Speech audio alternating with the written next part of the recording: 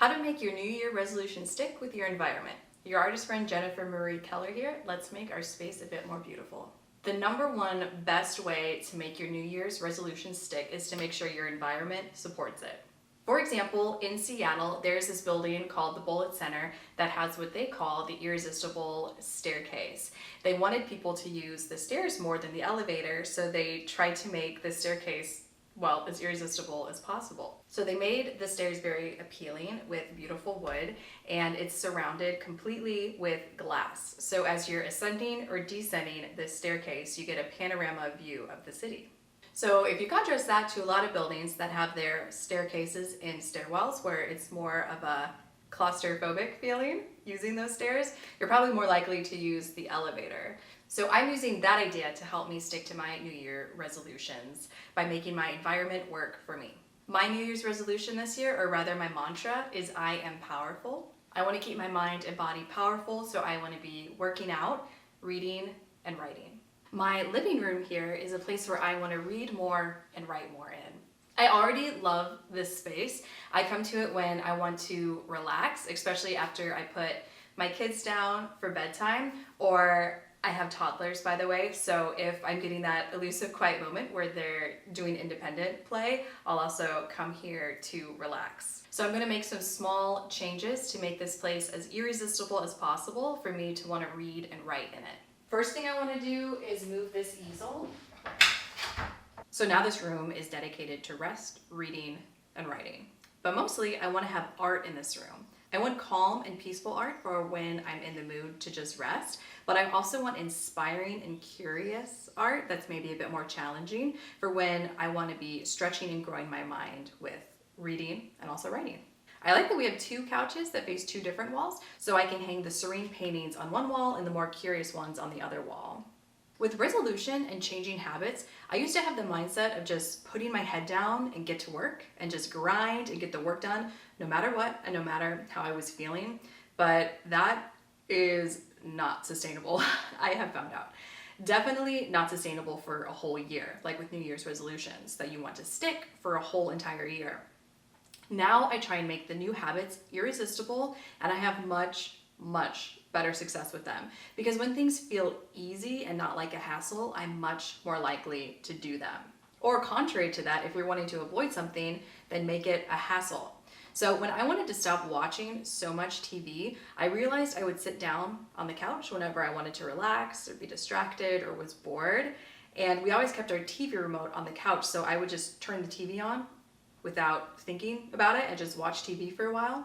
So then I decided that whenever I turned off the TV, I would put the remote in the cabinet that's under the TV. So the next time I sat on the couch, I wouldn't see the remote right away and have the knee-jerk reaction to just turn the TV on. I'd have to actually think if I wanted to watch TV, and then I'd have to get up and get the remote. Now, it's funny because it really wasn't that inconvenient. The remote was probably like 15 feet away, but it was just inconvenient enough that I had to consciously think, do I want to watch TV right now, or do I just want to sit here and relax for a minute?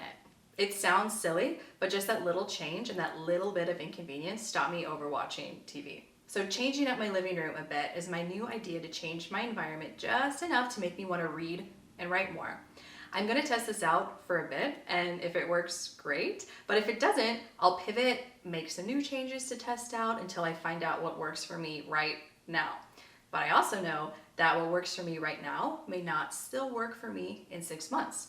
So I want to be mindful and keep pivoting and updating as I change, especially for new habits, for New Year's resolutions, because the new habit is hopefully making you change and be a better person. So the system and environment that helps you keep that new habit is probably going to be changing as you're changing and becoming a better person. And so a bonus tip is, I think, flexible structure without rigidity is really a great way to have success with keeping your New Year resolutions. So I'd love for you to think of 3 things that you can do to change your environment to make it absolutely irresistible to keep your New Year resolutions. I really like this space a lot better now, and it's so simple, just putting artwork up. And I also put the book that I'm currently reading and my journal out here. So when I'm in this space, I can go work on that stuff. I might have to work on where I'm actually putting those things, because I don't want my kids to be playing with them. Like, I don't want a bookmark to fall out or them to get my pen and start going on the walls. So I'm gonna live with this for a couple days and see how it holds up with me, and then also my toddlers. I've started this new journey of really redesigning my whole house. I'm an artist. I make paintings and drawings and sell them from my home, and I focus my creative energy on my art, but I really want the impact of beautiful art on my own walls as well. So I'm kind of going step by step through my house and redesigning things. It's mostly just putting artwork up, and that makes such a huge impact.